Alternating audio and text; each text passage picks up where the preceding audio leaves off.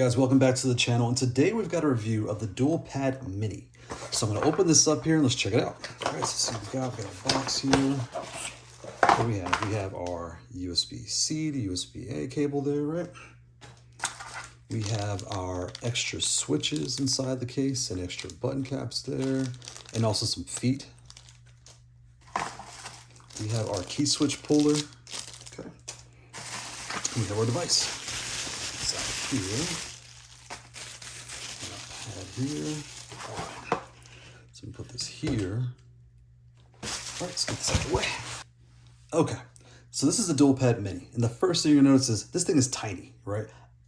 This is 1, 2, 3, 1, 2, 3, 4, 5, 6, 7, 8. It's very tiny. So this is definitely for keyboard players and folks that are in the space of I need something compact to travel with.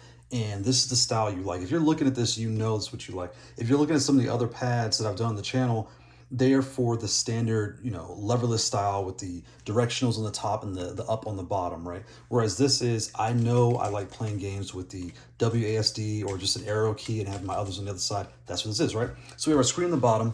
We have our home and start button here to activate the controller when you plug it in. I'll see if I can kind of get it here.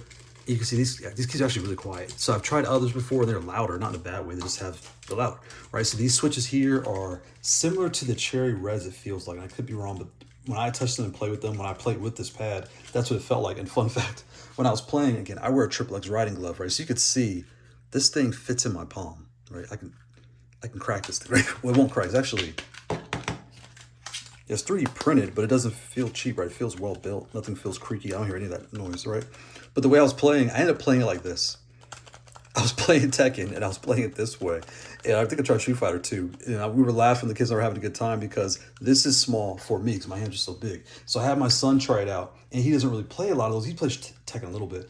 But he was, at the time, he was playing Castle Crashers on Xbox. So he went ahead, plugged this in, and he actually liked how it was on the table, and he was just moving around, doing his thing and shooting with this and having a good time. So again, this is for the audience that know what they like. They want a smaller controller, and that's how I'm kind of going at this, right? Where if you're looking for something compact and small, this is it. And here's what it looks like. This looks and feels just like a keyboard, right?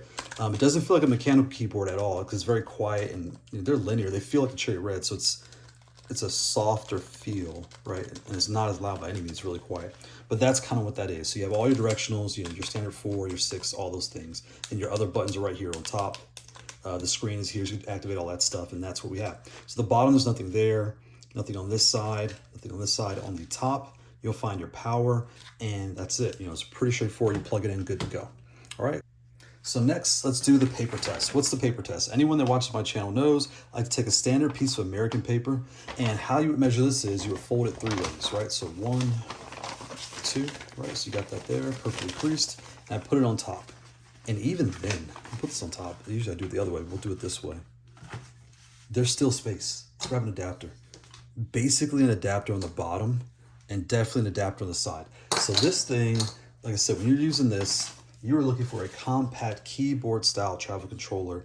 This is what you're looking for. It's very small and compact. So let's show you how to connect to your console, right? So we'll put this here. If you were on Xbox, the Series X, this is the Wingman XB2. Do not buy this. It no longer works. Don't buy this, right? You would use the Mayflash, right? As recording, we have the Magic X that you use for your Xbox, right? If you're on PS5, you would use, we've all seen this before, the Brooks Adapter. You see it at all the tournaments. This is the Wingman FGC. Put that there, right? You also will have your Mayflash, right? So you have your Mayflash Magic S Ultimate, right? You would just take your cable, connect to the adapter, plug to the controller, right to your console, press your home or your start button to activate all those things, press A, and you're off to the races, right? So that's how you do that. So let's compare to some things we have in stock, right? So we have my original 3D printed controller here, right? The Flatbox 3D. So I take this, and even when I take this is in my small classic controllers, right? When I put this on top, it's almost 2 of these taller than this, and barely like an adapter wider, right? That kind of gives you a clue of how small this is, right? So I'll put that there. And the buttons,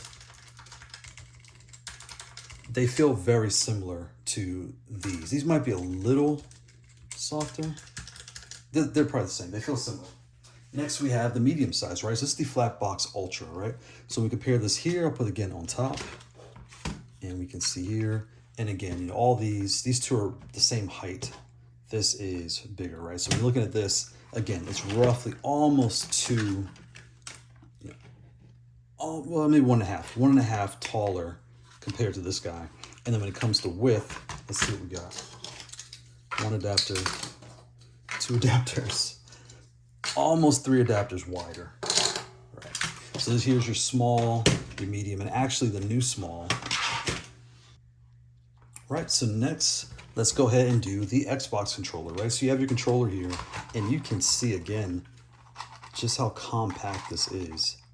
I'll put that here. Even there, it fits within the button gap of this controller.